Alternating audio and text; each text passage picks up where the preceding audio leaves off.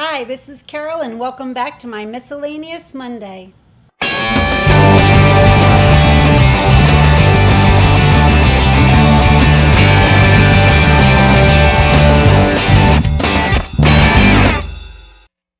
going to begin with two quirky questions. Nathaniel commented on the fact that they don't have electricity. I was thinking along the same lines recently. I wasn't thinking about the fact that they don't have computers.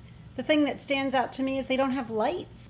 There's always references to the use of torches and lanterns. I agree with Nathaniel. Certainly they could use some technology. But what do I know? I don't have any magic to be able to use. My other question is, who gets to become a ghost? It might be pretty awesome for Harry if his parents were ghosts and he could visit with them there at the school. But obviously there seems to be some kind of a rule regarding who becomes a ghost and who doesn't. I'm glad I don't have to spend my eternity as a ghost. I know where I'm going. There's a lot of beauty in the world around us, but where I'm going is a lot more beautiful. My next comments are on the phenomenal photos we see throughout Harry Potter, especially the ones of Gilderoy Lockhart. I like this. Colin is showing Harry a photograph of himself. It says, "A moving black and white Lockhart was tugging hard on an arm Harry recognized as his own. He was pleased to see that his photographic self was putting up a good fight and refusing to be dragged into view. As Harry watched, Lockhart gave up and slumped panting against the white edge of the picture." Later on, when Harry, Ron, and Hermione are being disciplined and are taken into Lockhart's office, the people in the photos duck out of sight because they have curlers in their hair. And at one point, when Lockhart's making comments, the Lockharts in the photos are nodding their head in agreement. Speaking of that gas bag Gilderoy, he's been everywhere, seen everything, and knows how to do it all. He even says he knows how to make the potion to cure Mrs. Norris, which really annoys Sourpuss Snape. But I really shouldn't be calling people names. Reminds me of all the nasty name-calling throughout these chapters.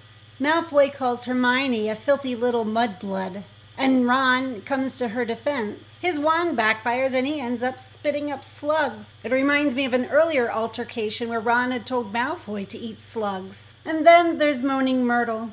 She's obviously been called names for a long time. She says, "Do you think I don't know what people call me behind my back?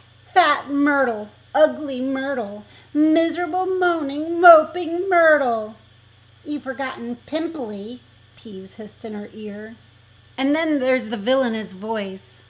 Interesting that Harry's the only one that can hear it. Kind of scary, too. The first time I heard it, I wondered if it could be Voldemort again, somehow attached to Lockhart like he was to Quirrell. But the second time, when he's with Hermione and Ron and hears it and they don't, and there's no Lockhart around, I realize it couldn't be Lockhart. I don't understand Ron's comment, though, about even someone invisible would have to open the door. Don't they live with ghosts? Don't the ghosts just go through walls and doors? So that leads me to the mysterious message. Was the voice leading them to the mysterious message? In Lockhart's office, Harry had heard the voice say, "Let me rip you, let me tear you, let me kill you." In the hallway, it had said, "Rip, tear, kill, so hungry, kill, time to kill," and then, "I smell blood." But when they come across Mrs. Norris, we later discover she's not dead and there is no blood. So the writing on the wall, this reminds me of, again, my favorite book, the Bible, when there is a mysterious message written on a wall. I just finished studying a fascinating book of the Bible called Daniel. To Daniel, it was all prophecy. To us now, most of it is history, although there's still some prophecy of what's to come. But in the middle of that book, there's a mysterious message written by a hand on a wall during a big party that the king was throwing. Besides the fact that both messages are written on the wall, there are other similarities. Neither of them are easily understood, and both are warning of something that's to come. Both need someone to explain what it means, and in the case of Harry Potter, it's the ghostly Professor Binns.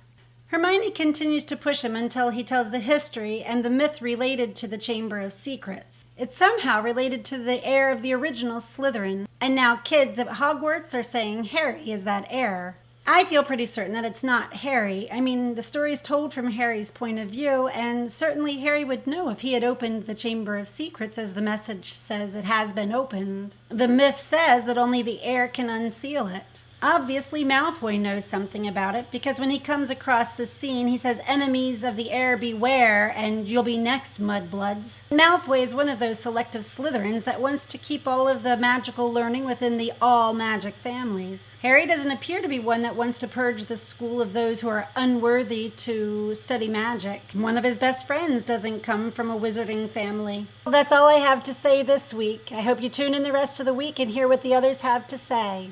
I'll see you next Monday.